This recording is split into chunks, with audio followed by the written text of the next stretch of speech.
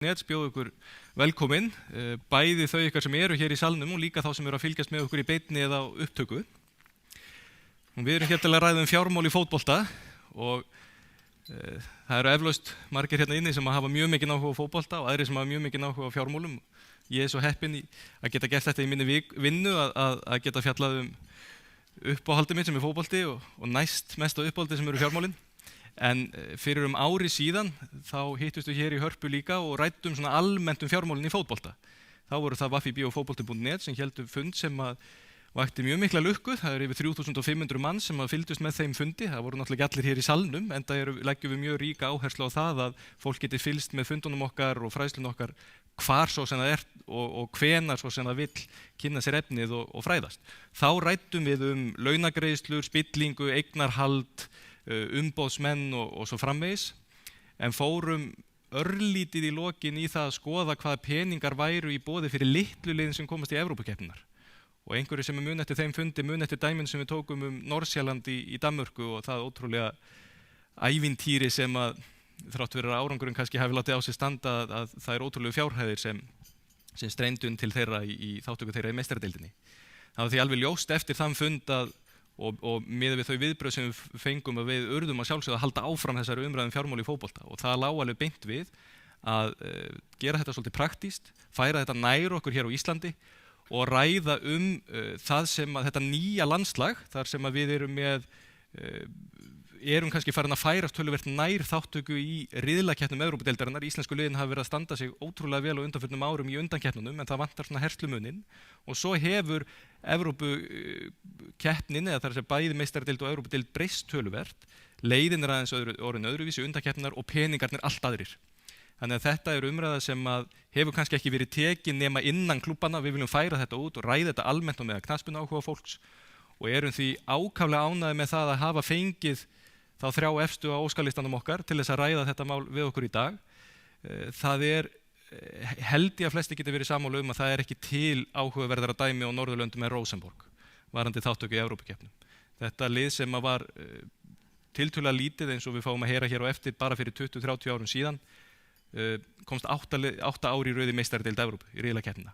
Þetta saga sem alveg mögnuð. Við þekkjum hana svona í minningunni árangrinum þessum mögnuðu leikjum, við vitum kannski ekki nákvæmlega hvernig þeir gerðu þetta. Hvaðan kom allur þessi árangur, hvernig eyddu þeir peningunum sem þeir fengu. Og þetta eitthvað sem við Íslendingar getum nýtt okkur, þessi reynsla? Þetta eitthvað sem við munum sjá gerast hér á Íslandi líka? Og til þess að ræða þetta höfum við fengið til okkar þá 2 menn hér á Íslandi sem við teljum að hafi sennilega sett sig hvað best inn í þessi mál og hafa mjög mikla reynslu af undirbúningi og vangaveltum og þáttöku í Evrópukeppnum og það eru þeir Baldur Stefánsson, varaformaður KR, knattspyrnudeildar KR og Jón Rúnar Halldórsson, formaður knattspyrnudeildar FH. En sá sem ætlar hér og hefur gert sér ferð til Íslands úr sumrinu í Noregi í veturinn á Íslandi og ætlar að segja okkur frá þessari mögnuðu sögu Rosenborgar Nils Skutle. Hann var forseti Rosenborgar frá 93 til 98 og formaður félagsins frá 98 til 2011. Og þeir sem kannast aðeins við Rosenborg vita að þetta var mjög heillandi og áhugaverður tími til þess að koma að stjórnum þess liðs.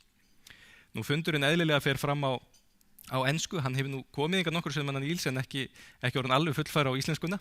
Þannig að ég ætla að fá að skipta yfir á ensku og hann heldur sitt framsögu erindi og svo munum við ræða málin í kjölfarið. Eins og við reynum alltaf að leggja áherslu á okkar fundum, þá viljum við að áhorfendur taki þátt í umræðinni með okkur og ég veit að það mikil áhugi hérna í salnum og hjá þeim sem eru að fylgjast með að spyrja spurninga og taka þátt. Við höfum þegar fengið fjölda spurninga til okkar.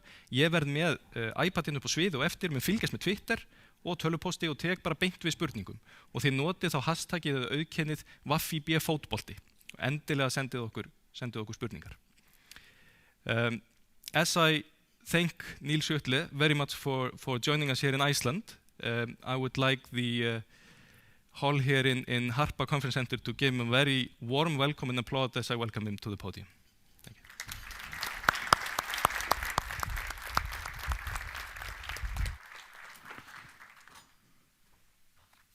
Yeah, can everybody hear me? Is it functioning? Okay, thank you. There's the techniques coming up and running, yes. Good morning, everybody. It's a pleasure for me to come here to Reykjavik and have this invitation to talk a little bit about what we've done in Norway and in Rosenborg. And I will speak for about 30 minutes. That's the time they gave me. It took take me 3 days to go here, and then they give me 30 minutes, but that's okay. I have some videos as well to show some pictures from the old days and from the success story, just to give the presentation a more spirit, so to say. Just to say something about myself, I'm educated as a master in science and used to work in the computer business. And in 1993, there were some problems in the club, and to make a long story short, the old board had to leave, and the last one on the members list was me, so they asked me. And I said yes, and I came into the club, and looking back, it was a very nice time to come in, because there was a lot of opportunities in the club, and I was very lucky and happy to be a part of that history of the club. So it was not because of me, but I was there to join a team. So I was the president for 5 years, elected, and then they asked me to be the CEO. So I had a position as a CEO for 14 years. It will be 14 years when I retired 4 years ago. I also been a member of the Professional Football League board, vice president there, 10 years. And we had a long fight with the federation, and I can tell you a little bit about that. I also been in many advisory boards in UEFA, ECA, been a member of the UEFA Club Competitions Committee, and also a board member of ECA. So that's my background, so to say. When we look at the history of the club, just to make it brief, it was a regional club founded in 1917, so we will be 100 years old in 2 years' time.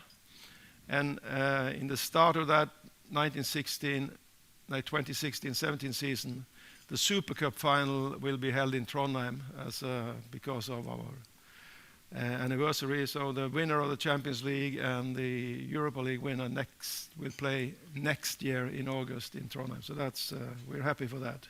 It was a small regional club in Trondheim, and playing in the second or regional division. And then in 1960, for the first time, we won the cup final. We were not in the top league at that time, and you know, the country was separated. So in Oslo, they played the big league, and the rest of the country, they played for themselves. So, but in the cup, we were allowed to play in the cup, and in 1960, we won the cup. And we had quite a good national track record for the last 35 years, 9 championships, 6 cup titles. So when I came in 1993, Rosenborg was the best club in Norway. It was going to be a big brand because of the behavior of the club, the way we played football. But we hadn't achieved anything in Europe at that time. So the real big period was from 95 to 2007, when we played Champions League 11 times. Going to the quarterfinal in March 97. We played a second group stage once. We had 11 championships and 3 cup titles in this period. So it was quite amazing time for us, and as you all know. And then, since 2008, somebody will say it's been a disaster for the club. But you know, after maybe 10, 14, actually it was 20 good years from 88. You got to have some recession in some part of it, and you can't play Champions League every year. But so we've been 3 years in Europa League group stage and 2 championships at this time, and I think the team now is coming back to its old way of playing football. Open the league now with 16-2 in goal average in 4 matches and leading the league, and I think it's going to be a good season now for the club. I really hope so. What I can tell you a little bit about what happened, the situation we had in Norway when I came in, and maybe do some analysis and about what works and what doesn't work in the club and in the society between the federation and the league and the clubs and so on. But when it comes to making the success and the action, you have to do that in Iceland. I can only tell you what my experience are. So we look at the history. The picture to the left is a picture of the stadium, the way it was in '95. It was an old athletic track football stadium. And actually we played Champions League in that stadium first match against Blackburn in '95. And the English newspapers, they wrote that Blackburn, they had to play in an ancient stadium, an old stadium from the old days. And that was really true. And I think the floodlight had 400 lux. Today it's required close to 2,000, but we played and we win. And that's the most important thing. And then you see to the right is the new stadium is built on the same area, the same pitch almost. The picture is taken from the opposite side, and it's a fully modern, all-seated stadium, very nice stadium. And as you see, we won 22 titles, 9 cups, and we played 11 years in the Champions League. And the graph to the right down, it's the green one is number of spectators coming to our home matches, Rosenborg, and the lowest one is for the league. And you can see from the end of the 90s, when we started to build new stadiums in Norway, we had the possibility of raising the numbers of spectators. And actually we went from 12,000 average to 20,000 in 2007. And also this season we started with two first matches, 20,000 on both matches. So it's for the product, it's not only about playing football, it's about entertaining. So I think we made that with the new stadium. So quite different stories here, the old days and the new days. And I just going to show you a short video that I've set together with some pictures from the old days, and you can look at the pitches they played on and everything from the old days.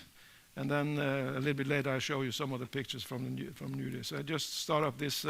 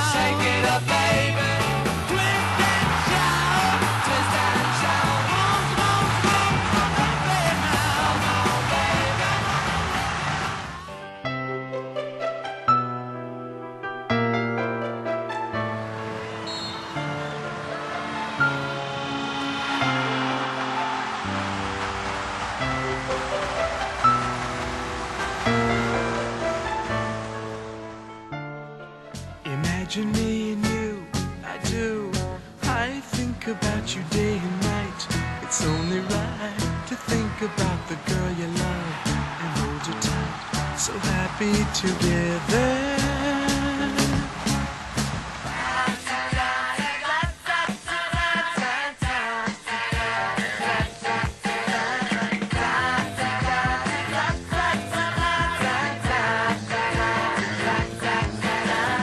Come on out, reach for the sea.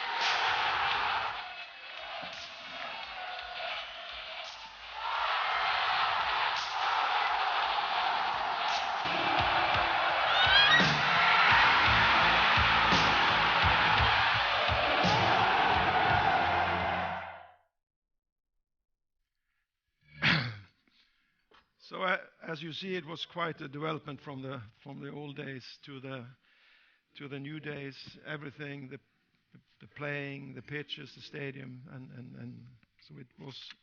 Actually, when I came in, somebody told me that this was the end of the success story, and now we reached the top, and it could only go one day, and that was down. But in 1993, Norwegian football, the national team, at that time, they had never qualified for Euro World Cup since 1936, and that doesn't count, I would say. So we played every year, qualifier, draw some good teams, and that's it. Never qualified. And I think that's the same situation with Iceland. You never qualified for Euro World Cup, but you will next year, as we did. And there was no Norwegian club that had any success in European club tournaments. So they always played the qualification round, or it was a little bit different system then. Play the first round, knocked out, nothing else. So that was the situation. And at that time, professional football, so to say, in Norway started in 88, 89, when the clubs agreed to give a little bit more money to the best clubs. That was Rosenborg, Lillestrøm, I think, maybe one more club at that time, and so that the players could exercise and train in daytime, not after going to school and work in the afternoons like it was. So that was the start of the, more like to say, the professional football. It came with Mr. Eggen. You see, he played in 1960, and he was a coach in 1971. So he'd been there for like 30 years as a player and a coach when this started up. And also that in general, the Norwegian athletes get more professional. You know, we had the Winter Olympics in 94, after having some disaster Olympics in 88. Everybody put more efforts in to be more professional in all kind of sports. So at that time, all sports in Norway was more professional. And for the first time, Norway qualified for the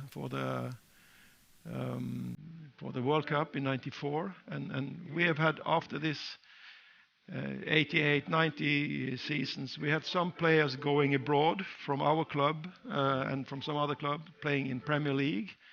And we also had one from our club, Rune Bratseth. He played in Werder Bremen in Bundesliga from '86. And he was a captain of Werder Bremen, winning the European Cup, actually, in '92. And he played Champions League 2 seasons. And he was also the captain of the Norwegian squad. And he played that World Cup, and then he left football. And he came back to our club. So it was, we had a lot of good players, so to say, abroad for the first time. And the national team qualified for the World Cup. So that was the time when the next step was to take the clubs to have success. And I think when Rune Bratseth came back, that was a major moment for the club. And I'm going to show you just a video of some of the matches that came in these coming years, and then I will try to do a small analysis of what happened.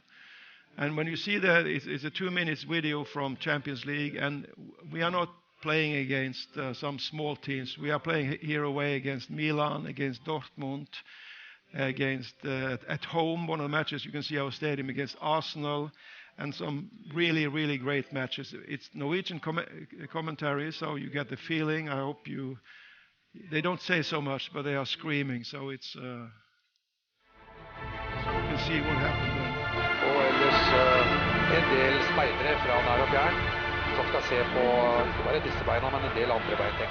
Hele Rosenborg-flokken, og her Champions League-flagget, og her vi altså i by hvor vi har vært på et stadionanlegg som har verdensrekord i gjennomsnitts tilskuerframmøte. 20 000 inn på Lerkendal stadion, hvor folk har varmet opp Allerede på timesvis. I 3 timer før kampen har det sjåvinistiske hjemmepublikummet latt seg høre her i Aten igjen. Fin overgang. Nydelig ball, og så er det skåring! Ja! Ja da, det er skåring! Skrudd den over muren og opp i nærmeste hjørne. Kommer. Ja, der! Ja! Han strakk seg den gang! Han er for liten. All kontroll. Veggspill. Dette er bra. Ja, og så setter vi da! Ja da! Og så på den gleden hos Du Vinsnes. store all verden, vi leker med Bundesliga. Rosenborgs beste. Det er Vinsnes. Dytter på Storflor.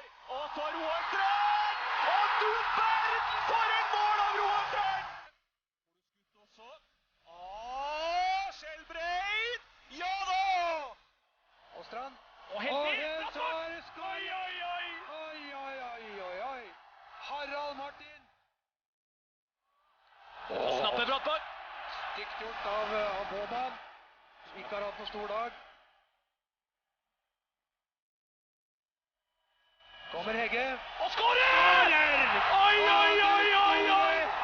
Vegard Heggen skårer! Og Rosenborg leder et nydelig angrep! Stort. Ja, det her er veldig stort. Og måten de har gjort det på er til 19,5, 20 og 20 i stil. Og sensasjon, et faktum!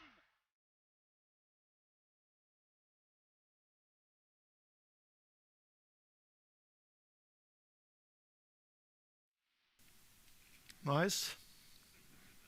I can see this over and over again. I get freezing. So and actually, when you see the matches here and you see the start of the club, it's so different. And actually, two of the goal scorers, the first to score the last goal against Dortmund, the small one, when he was playing in Rosenborg, he educated himself as a doctor.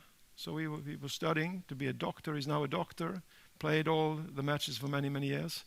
And the one who scored the first goal against Milan, he's now a pilot in Norwegian. So if you fly by Norwegian, okay, of course you always fly by Iceland there. So there was a lot of players that was educating themselves and working besides football, even we did this good performance. So after this season, Norway was ranked number 10 in Europe as a nation. And this is from CNN Sports Illustrated. They made a survey to rank the best clubs in the world. And you see here, they ranked it's Lazio, Manchester United, Barcelona, Bayern Munich, Juventus, and Rosenborg. Number 6. Quite okay. And then also the official ranking in Europe. And you see we won the group stage, and that was at the top of the career, so to say. And we beat Dortmund 3-0 away and Boavista 3-0 away, and it was a fabulous season for us. So in this period we played 11 years in Champions League, 1 year knockout round of 16 in UEFA Cup. But also other Norwegian clubs performed well, and that is, many think that it was only Rosenborg. But it was not. To be number 10 in Europe, you have to have some other clubs performing. You can't do it based on one club. So Molde, they qualified for Champions League in 1999-2000. They knocked out a Russian team and a Spanish team. Brann from Bergen, they played the Cup Winners' Cup quarterfinal in 97. Vålerenga did the same 2 years later. Tromsø, they went to the group stage 2 times, and Viking, they also played the group stage in this period, and 1 year they beat Sporting Lisbon and Chelsea in UEFA Cup, going to the 3rd round. So as you see, it was not only Rosenborg, it was a lot of other clubs that did well, and it raised the whole football league in Norway, so to say. So actually, what happened here is that some years ago, in '93, the federation was ruling everything. When I remember when I came in to the football. But after some years, we built up a strong league, and we got a little bit more balance between the league, the clubs, and the federation, because it's actually all the clubs that makes the federation, the small clubs and the bigger clubs. And it's very important that you have a balance between the federation and the clubs if you want to have success. And I think we made that. And if we look into a club, what is the main characteristics for a company or a club to have success? I think it's 5, and that's for all business and for all clubs, so to say. It's the ownership and the management.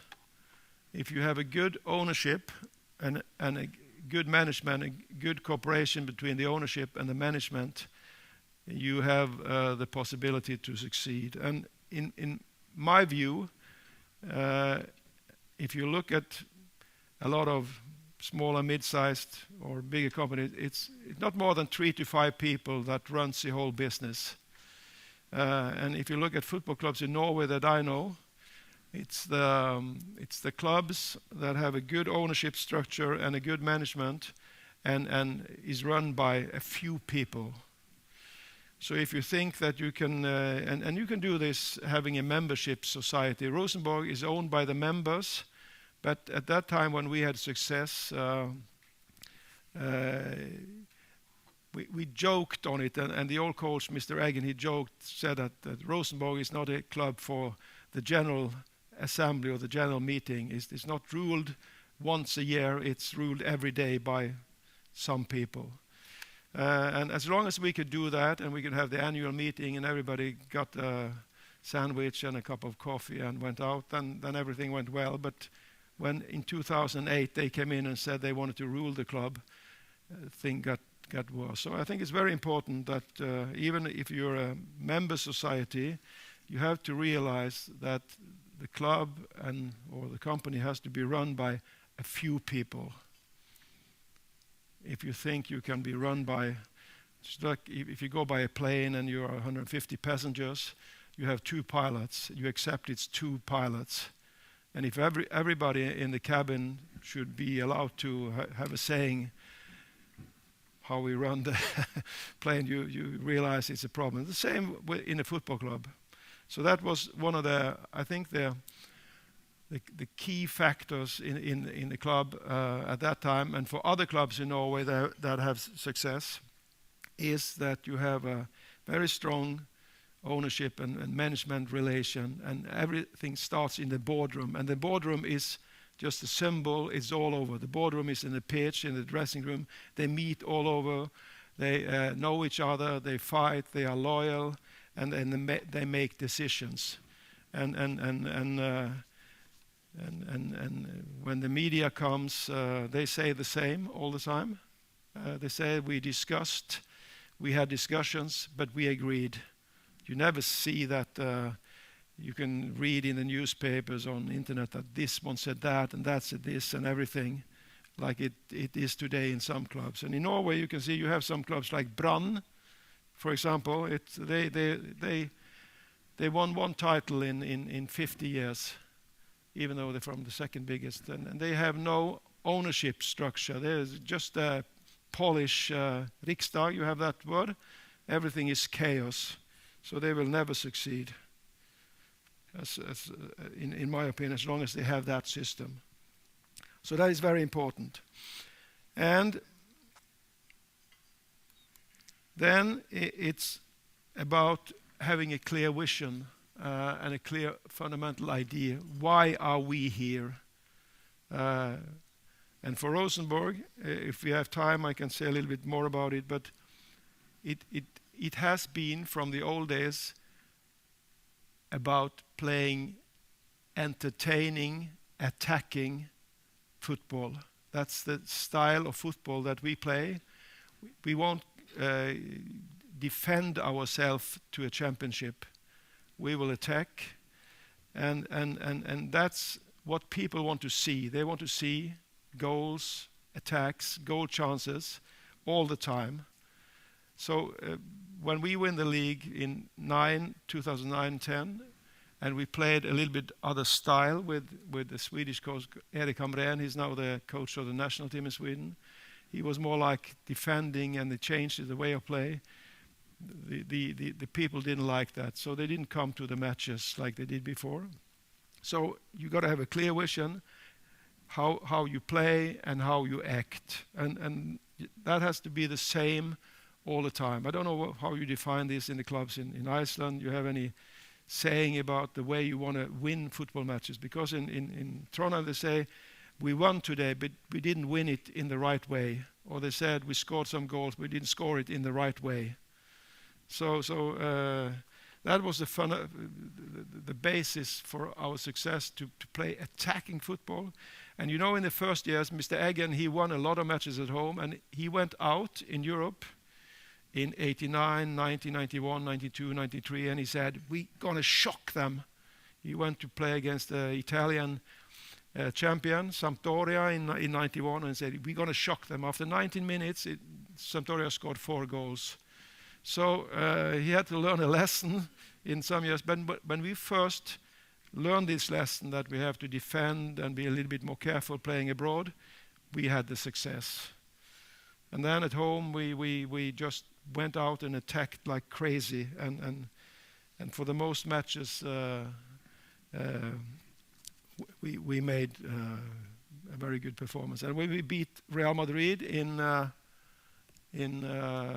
was in '97, Real Madrid, they won the Champions League that year. They lost one match against us, 2-0, and after the match, Mr. Eggen said, you can say whatever you want about Real Madrid, but they tried.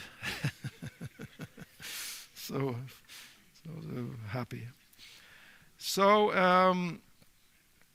and it's also very important to have continuity in this vision and the fundamental ideas, but also in the people that's in the club, in the board, in the management, in the coaches, everything. You have to keep the people for a longer period of time. If you can't do that, you will be in trouble. And if you change your ideas, you also will have a problem. And at that time, we had lost some players abroad, but we still kept the same team for many years. And I guess that's one of the problems that you have here in Iceland, is that the young players, they go abroad very early, too early, I would say. And now you take them back and you have a good national team, but the clubs are suffering. So in our idea in Norway, we said that we got to have a pyramid of some top clubs, and then you have level 2, level 3, and the young players that comes from all the smaller clubs to bigger clubs, they should serve in Norway before they go abroad. So there was a pyramid in some way that the come players, when we got strong, the players come up the system from level 2 clubs in the Premier League to play for us, and then we sell them abroad. And when we had that system for 4 or 5 years, first of all, we were able to have a good team, and we didn't change too many players. It was Norwegian players. They understood how we played, how we talked, and everything. And it was maybe 2 players a year, 1 to 2, and we could bring them up. One was not able to take the level, the other one took the level, and then we had a lot of we created winners in the club, and this was also a win-win situation because, for example, John Karev, you saw him he came to us in '99 in the summer from Vålerenga, and we paid $3 million for him. That was a crazy amount of money in a Norwegian transfer. That is 16 years ago, $3 million. But we felt that he could bring us a little bit level up, and he did. And then we sold him 9 months later for $9 million. And out of these $9 million, Vålerenga got 5 and we get 4. We were happy, they were happy. And we did it with a lot of players from other clubs. paid maybe 2 to 5 times more than normal, and then they got a lot of money and we shared it. So that was a system in a pyramid, so to say, where we kept 2, 3, 4, 5 teams in the top of Norwegian league, and after some years, when everybody wanted to be the winner, everything got more equal, and you see the results. Then the ranking, we're from number 10 to 27 now, and if we don't have this pyramid, they will not be able to succeed anymore. But hopefully, we now will have maybe 3 to 5 clubs. And I can tell you, if all the clubs in Iceland are at the same level, you will have no chance going out in Europe. You've got to have 2, 3 stable, good teams at the top, and the other ones, they have to accept that they have a little bit more money, and you bring players from the lower level to these clubs, and then you can keep the good players here in Iceland till they are 20, 22, 23, 24. They maybe go out for 5, 6 years, and then they come back and serve here. That's, you have to establish that system. If not, you're not able to succeed. That's my prognosis.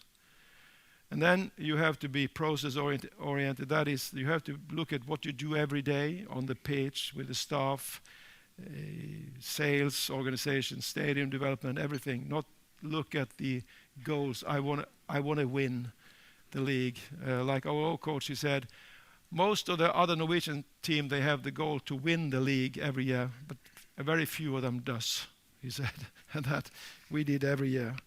So that's very important, and also, of course, to develop the human capital. And Mr. Eggen, he said that football is an intelligent, or you say intelligent spill, intelligent play.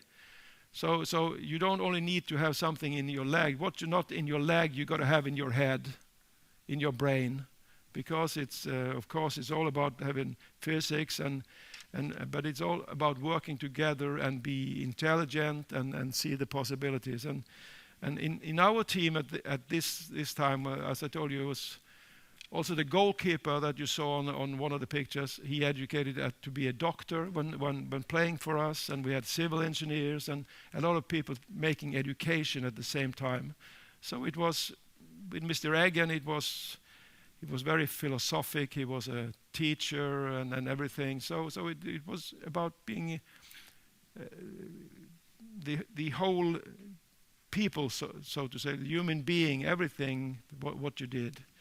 And also in the mentality in the club, we were actually ruled by 3 to 5 people. It was the president, me some of the time, another one after. It was myself, Rune Bratseth, Nils Eggen, and maybe 1 or 2 more people. We talked every day, directly, and so you knew exactly where you were, if you've done a good job or a bad job, but you never read it in the newspaper. They only told you this, what you did yesterday was poor, was bad. And when they said that you're a good guy, you could believe in them, because they also said you were performing bad, so to say. So everything was made out of love, not out of fear. If I'm going to write a book some days, it's going to be named Love and Fear, because it's too much fear in the world and in business and so on. People are afraid, they get fear. But Mr. Eggen, he did everything out of love, and you know he loved you, and this is nothing to sex to do. It's all about love between people, can be between. So the real love that you felt in this community was so strange, and I will never forget this, because everybody did something because they wanted you to succeed. So I don't know how much time we have. I can talk for 2 hours, and maybe you give me 30 minutes this year. Next year I come back and 30 minutes more, and I can talk about the recession. But maybe I think maybe we can stop here if you have a discussion, because it takes maybe a half an hour to take more of the slides. But this is mainly part of history and what I think is important. And I also see that you're in some way you're in the same situation that we were in '93 when I came in, and you have the potential of succeeding with the national team. And also I think that Kauer or Hafnarfjörður or Stjarnan or maybe some other clubs, when they first succeed to go to the group stage in Europa League for the first time, then they've done it. Because it's so different to play in the National League compared to in Europe. That was my experience when I came into the club. Because when we first went out to play in Europe, everybody got nervous. And they had a lot of fear. Also the coach, they had a fear of losing. They were not looking forward to play and attack. And when we first started to win this, we came over this hill, and then we got the self-confidence to go out and play and to win. And so you just have to go there for the first time. And as you know now, if you qualify for the Europa League through playing playoff for Champions League, the club will get 7-8 million euros to do that. And that is because we've been fighting for many years, Vidar and Jonas. So it's also very good business to go there. So you have to do it the first time. And you know, Stjarnan, they beat Lech Poznan last year, and Hafnarfjörður has been very close to go through. But you got to have this small luck that we had the first time we qualified. We had a little bit of luck. We beat Besiktas 3-7 at home. Went down there. It was 50,000 crazy Turkish people there. And they scored after 7 minutes. The players were like this, and after 20 minutes they had a goal that was so far behind the goal line, and often he headed it out, and he was asked, was the ball in? Yes, but not for a long time, he said. So if the linesman, a French, had seen this, I think maybe with a totally different story. So you need a little bit of luck. First comes hard work, and I also think you have to take more control, the clubs over the league, and be more balanced with the federation. I think that's important. I hear that what you're doing here is what they did in Norway many years ago, that the federation sell the rights of the TV and everything, and the clubs, they are just standing, can I have some money here? Shouldn't do that anymore. You have to be a real partner, real balance. And also in the future, I don't think that you will have media and television in the way you have it today, because you will use social media, internet, everything, and you can communicate directly. So it's a totally other system. And then the clubs need to control that. That's it. Okay? I will be there. But yeah. Any questions here, or do you take it afterwards? Okay.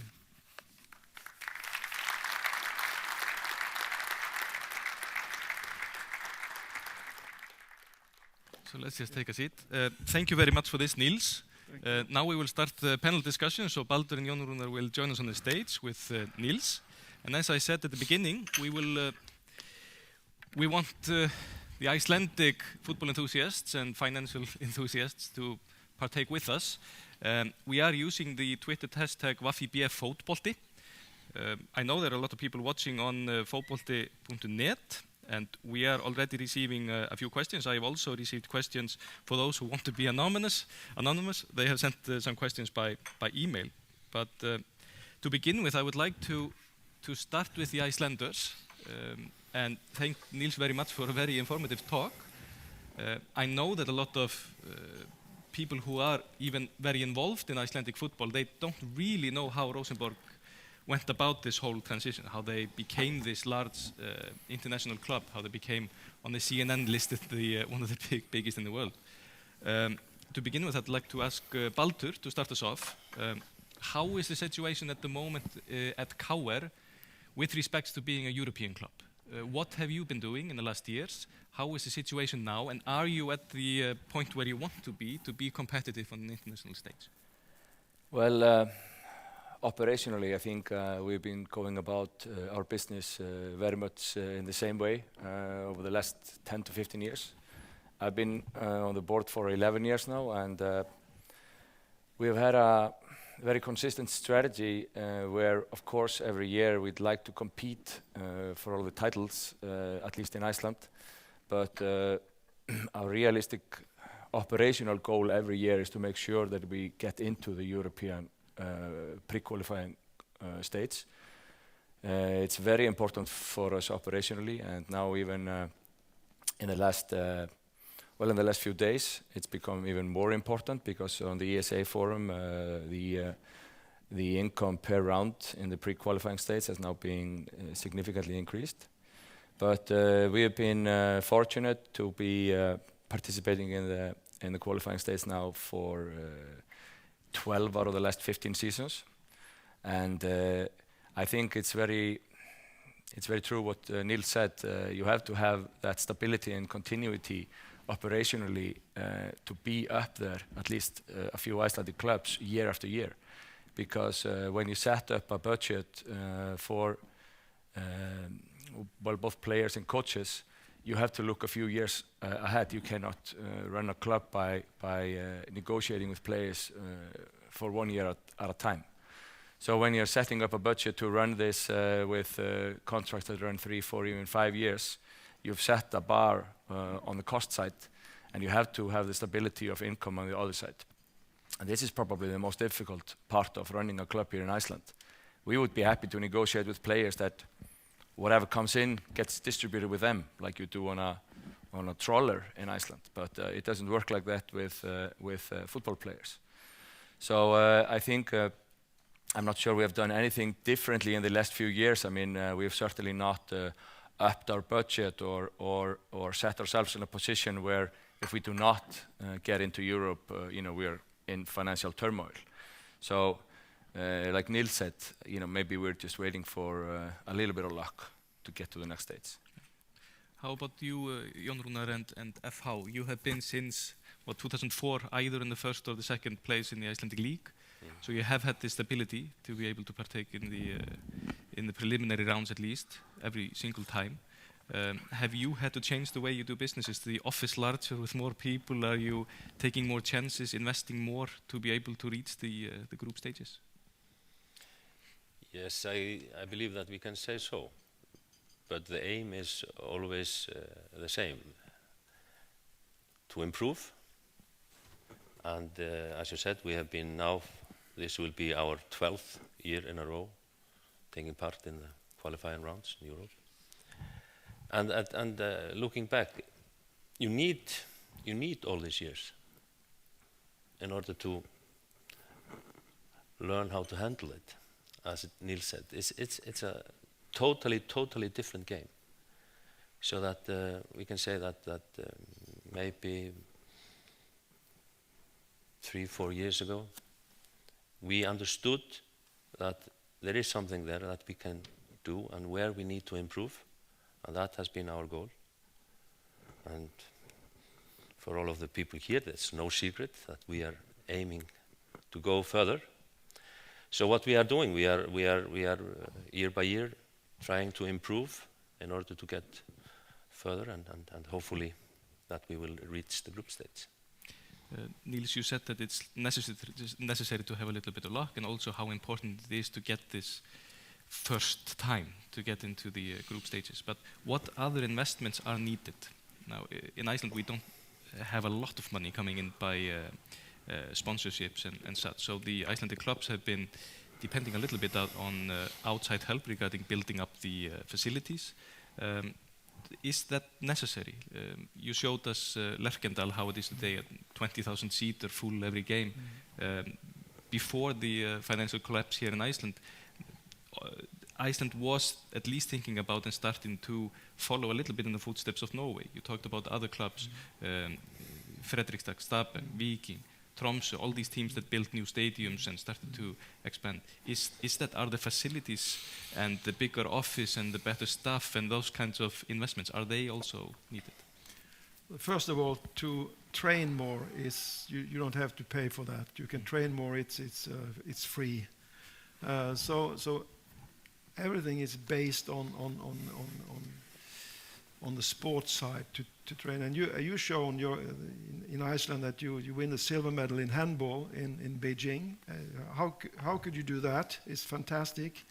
And I think you're a hardworking people, and with the national team, what you're doing now.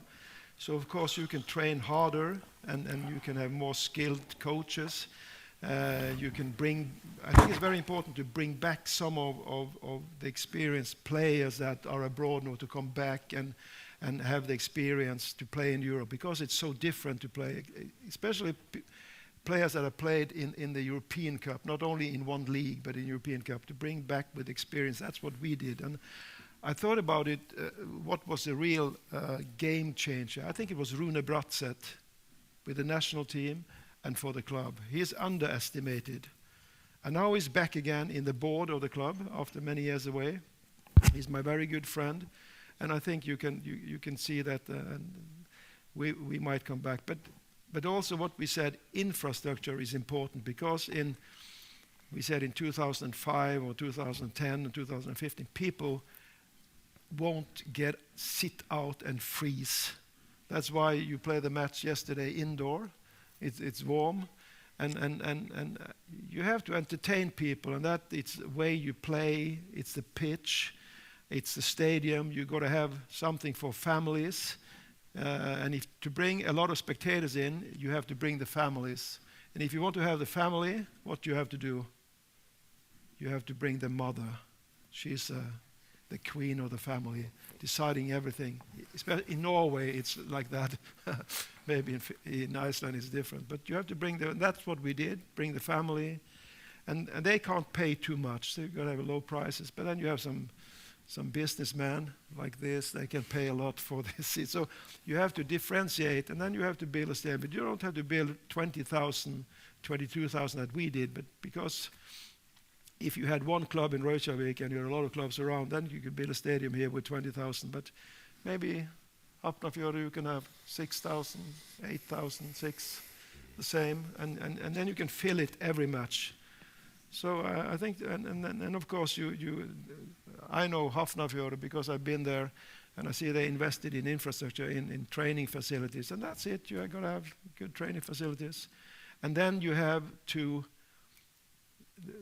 The 2, 3, 4 major clubs, they have to be able to keep the young players. So if you have a young player from a local club, he could go to one of the 3 top clubs and get a little bit. He can get education, he can get paid a little bit more, he can stay at home, he can develop, then he can go abroad.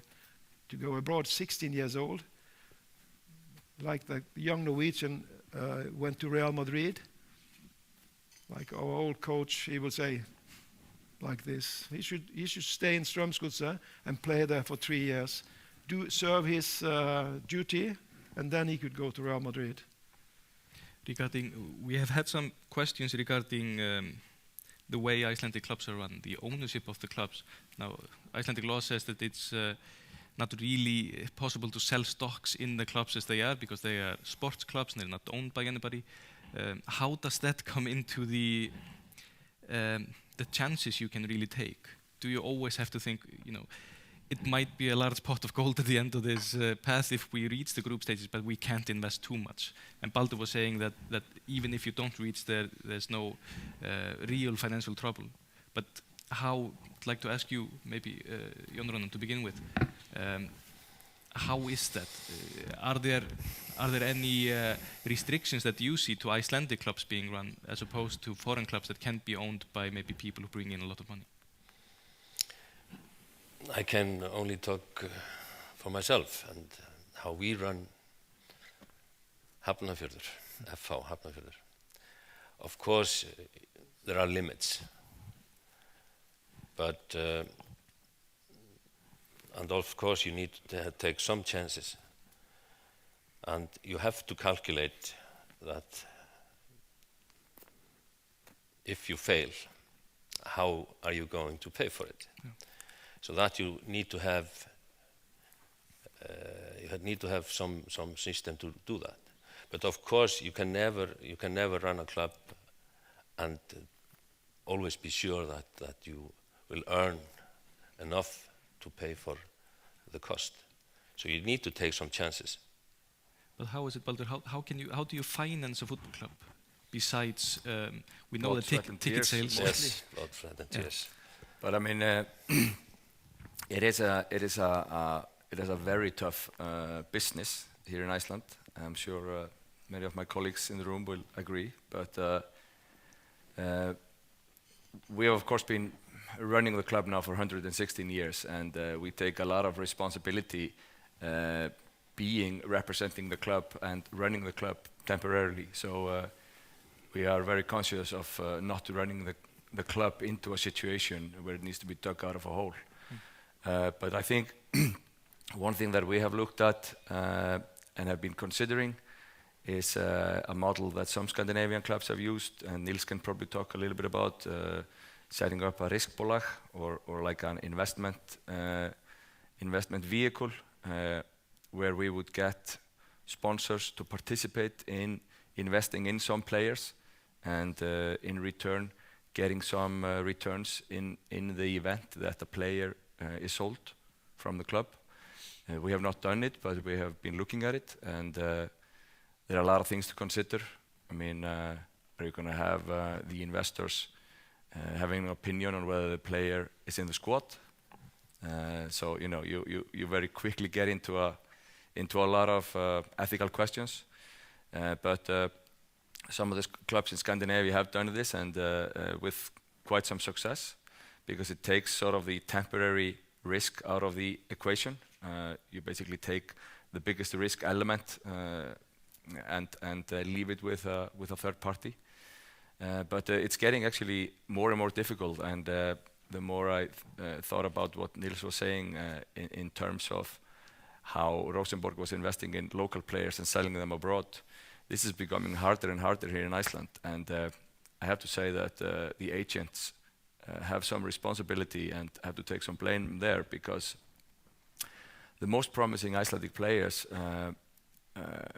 quite often and almost all of the time make demands when they sign with the local clubs that there is some flexibility in terms of getting abroad. And this is creating a lot of problems for the Icelandic clubs, because if you cannot invest in a player and have the opportunity to sell him because you know, he has some release clauses or some easy way out, the system starts to crumble. I mean, we have to be in a position to sell 1 or 2 players a year to be able to make the income to have the level of squad and coaches that are needed. So I think this is a problem, and I know that both KR and FH and some of the other clubs have a very strict policy of not putting in clauses like this. But it's becoming harder and harder, especially when the players are in a position to play for other teams, even in the top league, that are willing to be more flexible on this. Exactly. Now, just to break it up a little bit, there will be a microphone here in the hall. See, there's a young woman here in the corner. She is holding a microphone. So if there is anybody here who has a question, please draw her attention, and I will try to spot you out and get you involved in discussions. But I would like to just to add to it, you have to be aware that third-party ownership, we cannot do that anymore. Okay. That has been banned. We cannot do that. No. But just to comment on that, when we first qualified for Champions League, what happened was that we spent a lot of money actually on local clubs making deals. We paid for the young players. They came to us, and we gave away $3 million over the years to build infrastructure in the local clubs. So we had a very good system, and the money coming in from heaven, so to say. It was whistling down in the system, And also when we bought players, we got a lot of, maybe 50% of the money that came into us went down in the system. So I think that's very important. And also when you see, I think it's a very special situation in Iceland when the young players go too early. And you're talking about agents. Agents, they are really a pain in the ass to football. Really, really a pain in the ass. And when I look back, the worst things is to talk about agents, smiling faces, and have taking so much money away. And you have to get rid of them, and it's not easy, because parasites, it's very difficult to get rid of them. So you have to, are there any agents here? No? Many. Probably some. Many. 3 over there. Yeah, but that's true. That's my real opinion. But what you have to do is the community of football. You have to talk to each other, and you have to see, is this the way to go? Third-party ownership is not possible. If you want to have in Iceland, in a small country, you've got to have a pyramid with a system, and everybody has to see that if a young player goes to one of the top clubs and they pay some compensation that they can pay, and when they sell him abroad, they have a cut, a split that brings everybody into it. And then if you go to Europa League, first time you then get more money in, you can, half of it can go in some way to other clubs, and then you got a system. And that was the system in Norway that was functioning over these years. Everybody said it was only Rosenborg, but you see the facts show that it was 4, 5, 6 clubs. I think that's a very important point to discuss, because this is the what I heard people say when I was talking about this meeting, talking about Rosenborg, talking about FH and KR. People who are very involved even in football and know a lot about it, they genuinely think that this ruined Norwegian football. Rosenborg went to 8 times in a row to the group stage of the Champions League. Look what happened. They won the title all these years. I think it's a discussion very important to discuss both regarding Norway. You went very well over it regarding the success of other teams. But in Iceland, I have heard, there was a question, Gisle asked us a question he sent me yesterday saying, do we want this money? Would we want this money, or would it ruin Icelandic football? Because there are 2 ways to view Icelandic football. Either as a sport for young kids, educational, raising them, keeping them out of trouble, health concerns and such. And then there is the prospect of achieving something in Europe and getting money. And a lot of people have thought, if we get a lot of money into maybe one team, and not only one team, but into the senior squad, then will this benefit the rest? Will this benefit the other teams, and will this benefit the younger squad? Baldur? Yeah, I think this is a very interesting topic, and we frequently, at least in KR, we have a dialogue with our members, with the neighborhood, with parents, with participants in all of our sporting divisions, and it's a constant discussion whether we are sacrificing something in the youth program because we are putting so much emphasis on the A team. But I think every time we go through this exercise of revisiting our strategy, we always come to the same conclusion that in our view it's critical to have both a very ambitious youth program and a very ambitious A team, because you have to have role models for the kids, and you have to have the possibility of even going all the way in the sport, whether your goal is the national team or becoming a professional athlete. And I think that's extremely important for your motivation as a kid. But at the same time, that is not necessarily the only goal in the club. I think we take a lot of pride in the fact that we have 2,000 young boys and girls that are participating in our program. Of course, only a small fraction of those are ever going to end up in the A team or in the competitive team. But this really goes hand in hand. I mean, some clubs have tried to run a competitive or an A team program without a youth program. I'm not sure that would ever work in Iceland. I mean, it might work in some of the bigger clubs in Europe where your revenue or income or strategy can be different. But I think our conclusion is that these are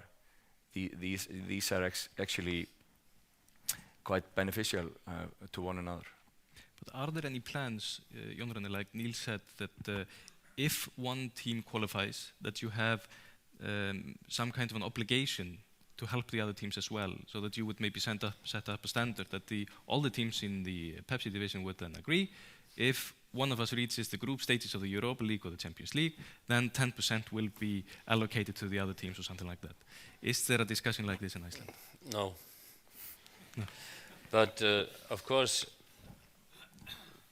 the lack of, shall we say, rules or a system for a training compensation, domestic training compensation, that is, it's very important to,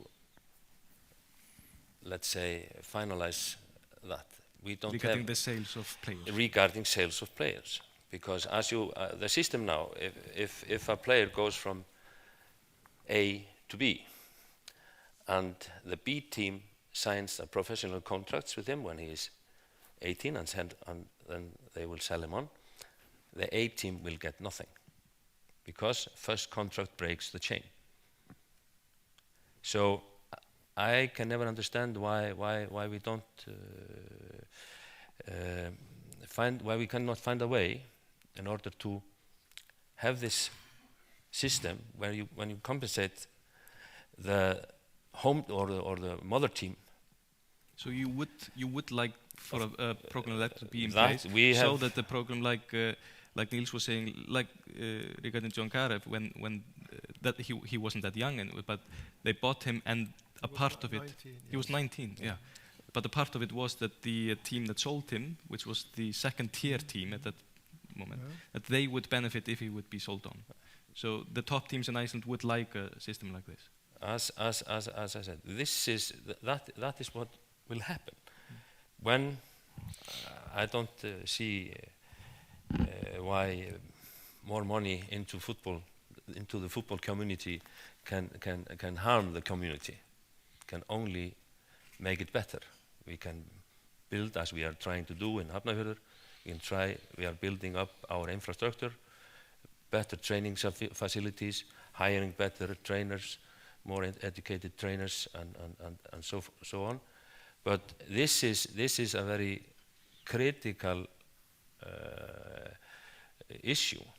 That we talk about bigger team and smaller team. Okay, those who are earning the money, that they are then able to pay higher price for a promising player coming from the smaller teams.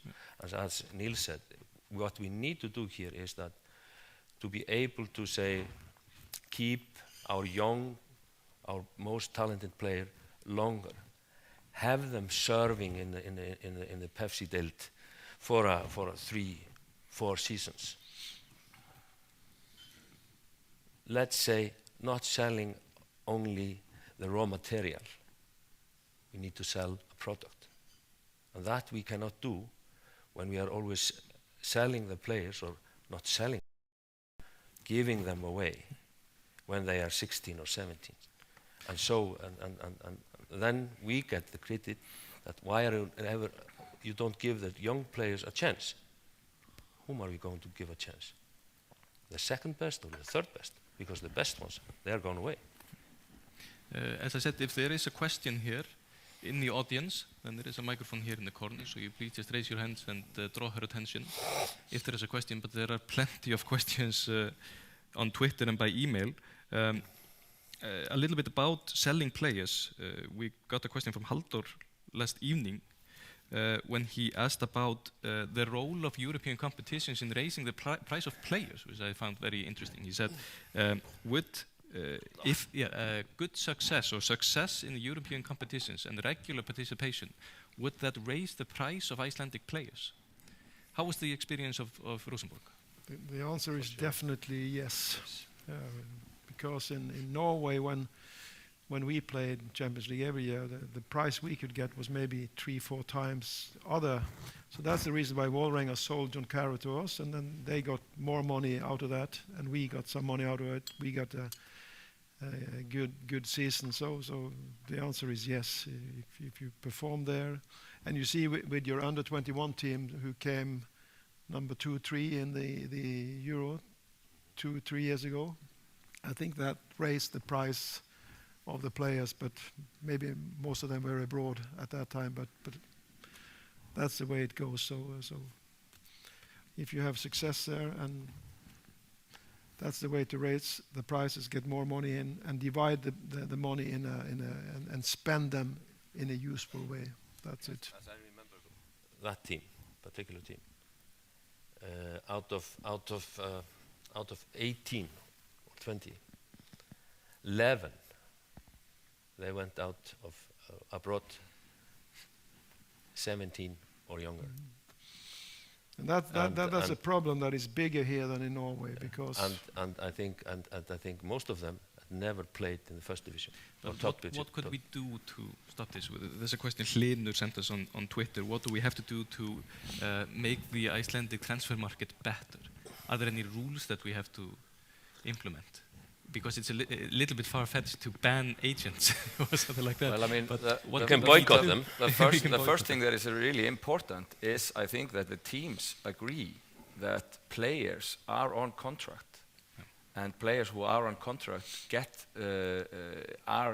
it's the team's right to transfer those players on their own terms, and that is an extremely important point, and that is what is becoming, at least during the 11 years that I've been in this, in the board at KR, it's becoming more and more difficult, because some teams break rank because they are willing to get top level players and give them that flexibility to get them to play on their squad, whereas we are trying to be very consistent in our strategy and not signing agreements like that. That means that sometimes we miss out on top players because there seems to be this idea with some players and agents that it's easier for players who are out of contract to get into bigger leagues. And I think that's really a double-edged sword, because in many cases, if think about it from a coach's standpoint, if a coach gets a player who's a free agent and there is no investment, there's no real loss if that player doesn't perform. That's the easiest decision for that coach, is to bench that player.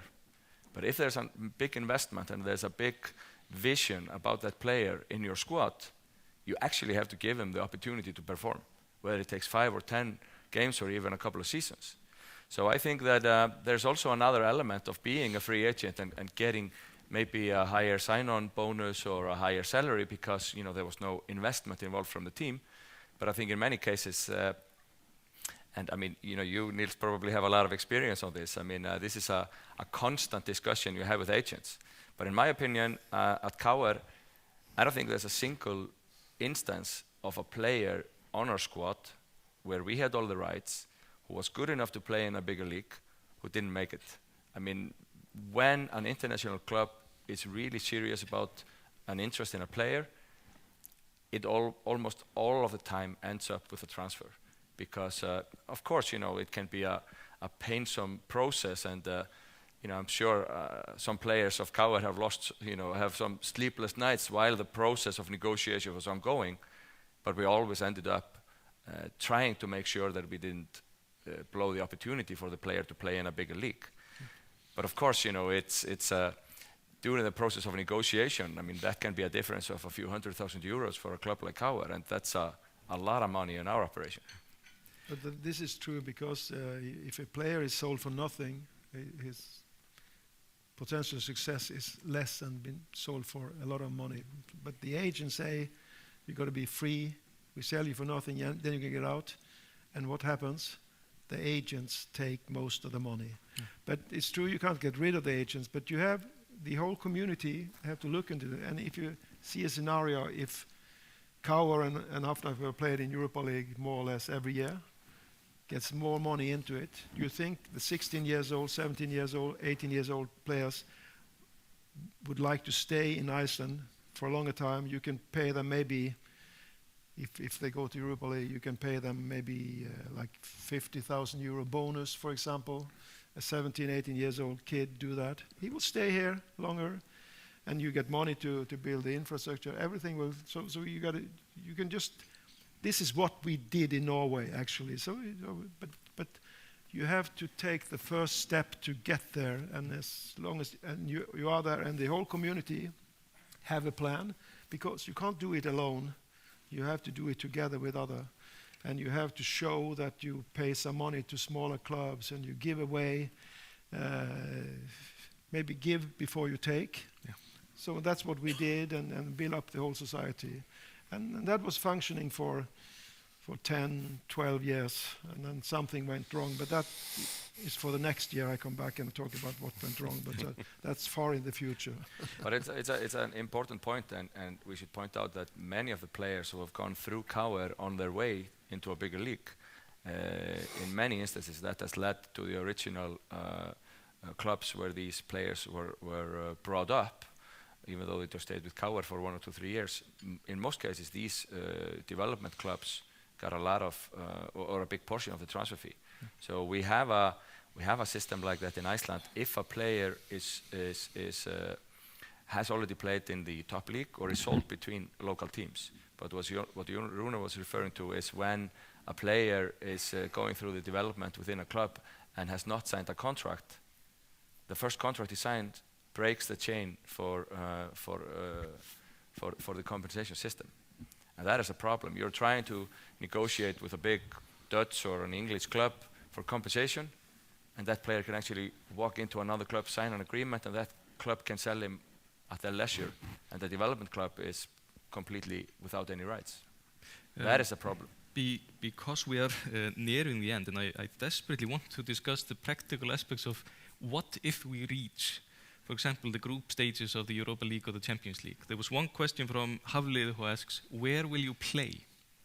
Are you going like the Faroese to Landskrona to play? Are you going to Lerkendal? No way. Is there no way to play at KR-völlur, Kaplakriki or Laugardalsvöllur? No. No way? No. Because They are not, of course, as we all know now, they're getting more looks in Laugardalur. But you don't play there in February or whenever you need to play. And you need to play at the same venue the entire competition, right? You need to have but for Icelandic team, we need to pick either Norway or Denmark. Yeah. We can go to Fyrrum, where Ólafur is ruling the world. Exactly. Well, another question is, how will you use the money if you reach the... Wisely. Wisely, yeah. Wine and women. Well, it's a lot of money. How much? We got one question, Baldur, for you, which is how much money is KR spending on wages now in proportion of the total expenditure? How has that progressed through the years? Is this the same percentage? And as well, how will you use the revenue? Because if the total turnover of an Icelandic team is maybe 200 million a year, a big team, and you reach the group stages of the Champions League, and the team last year that made the least amount of money got over 1.5 billion Icelandic kronas just from participating and winning nothing. That changes a lot. So to begin with, how much are you spending today on wages, and how will you use the money? Will the same percentage continue like we are seeing in the English Premier League with the increasing TV revenue? Well, without getting into detailed numbers, I mean, I think it's safe to say that about 90 to 95% of our operational costs are salaries. That's going to our coaches, our staff, and our players. So, and that has not changed really over the past few years. If we would have a windfall income by entering the group states, I think that, of course, we would definitely remunerate all the participants who got us there. So I'm sure that we would, even though that's not something that we have gotten carried away in negotiating with our players for, I'm pretty sure that there will be discretionary bonuses. But most of that income, I think, we would save for a rainy day, and it will probably give us the opportunity to raise the bar slightly. So that would probably give us the opportunity to probably to bring on some staff that we would have, that we would like to have, to be able to take the next step in just the development of the club. But it would probably be tempting once you get there to try to maintain your status once you're in, and I'm sure that's what Rosenborg did. So yeah, I think we would certainly like to use some of the revenue to try to maintain our status once we get there. Well, how about FH? How will you spend the money? It's a lot of money. Yeah, you were one goal away 2 years ago from getting $500 million, at least. Yeah. And winning the title. I hate rubbing it in. We were very close. Yeah. But of course, what you will do, and as for the player's contract, and maybe we are cocky. I'm sure that some say so. But in all of our players' contracts, that is taken care of, and will always be taken care of. So we don't have to negotiate like our national team did before the game in Croatia. I think that even though you are one goal away, you are so far away still. But you need to take care of all these things before. You need to know what you are going to do. And of course, if we were going there in the beginning, most of the money will go to infrastructure, building up the infrastructure. But if you take the Pepsi-deild, average cost of a team is 80 million Icelandic, plus minus. If you sign a player, he sign that he will give you like plus minus 600 hours a year. And it's easy to calculate the cost. We all know if you have a carpenter and he ask for some 4,000 or 5,000. So it's easy to calculate the cost. So the wages would rise. Of course, and that is a fact that those teams who are on the top, we are paying higher salaries than the others. That's how it works. Exactly. Now, because we only have 4 minutes left, and I don't want to keep people from their jobs, Nils, just to finish this, if there are any, you went through all of this with Rosenborg. You participated in the beginning when you were playing in on the smaller stadium, when everything was building up, when the team still didn't have European success. What advice would you give the Icelandic teams? Now, Stjórnaði is the current reigning champion, are going to have some adventures on their own. And what will these people running these teams need to focus on the most to get consistent European success? And are we just dreaming? Is it even comparable? Is Iceland and the Icelandic League comparable to Rosenborg? And if you don't have a dream, you will never succeed. So you got to have a dream, and I think they're on the right way, doing everything, hard work on the sports side, but then you have to the whole federation, league, clubs have to make a plan a little bit more together, I think, to reach this. And then so instead of young players going out when they're 16, it's a big problem. Keep them longer, and accept to spread the money. And when one team gets in, the other ones will see that, okay, we beat them last year, we can do it as well, and they see they can do it. And when you talk about solidarity payments, many ways you can do that. But actually, if one of these teams if Stjarnan goes to Champions League, I think all the other teams in the league will get around 500 million Icelandic kronas as a solidarity payment after the last. He's in the finance committee, Mr. Vidar Halldórsson.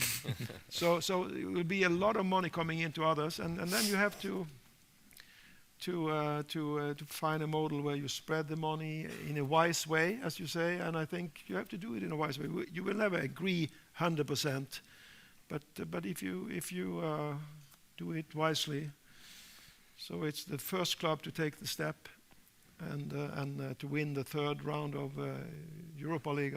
Then if you win the third round, you're in Europa League or Champions League. Yeah.